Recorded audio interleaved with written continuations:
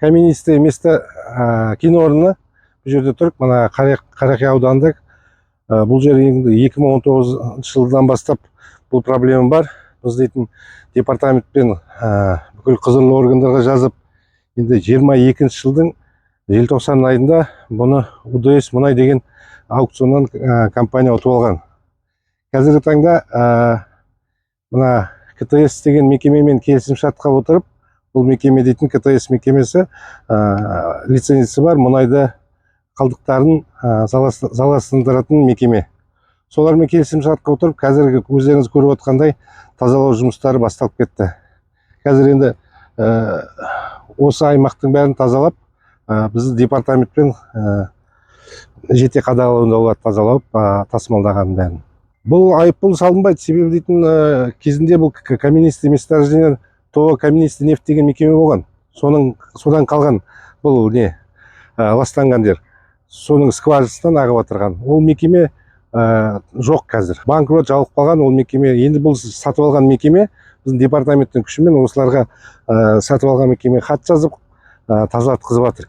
Қазір ғана болса жақында мынандай келісімшартқа отырып тазалап жатыр. Өзінің мердігер мекемесімен, корпорация техническое содействие деген жауапкершілігі шектеулі серіктестігімен тазалау жұмыстары басталды. Мына жерде ұңғыма бар. Сол ұңғымадан уст скважина дейді, сол жерден шығып жатыр. Действующий кен орынғы ұңғымасы бар, консервация тұрған.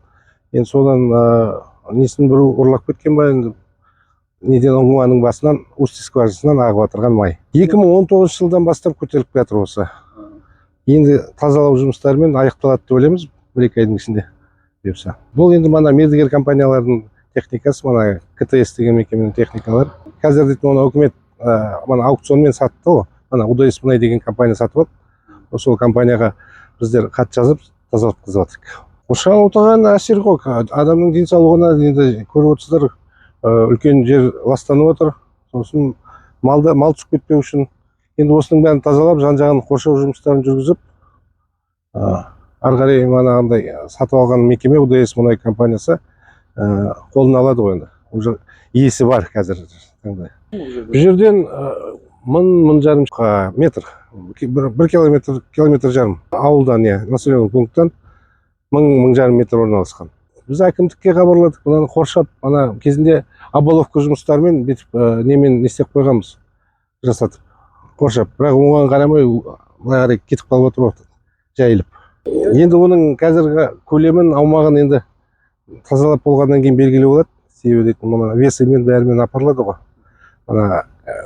Мердігер компанияға, заласындыратын компания. Осы отходтарын бәрін тазалап, заласындырып бізге есебін береді.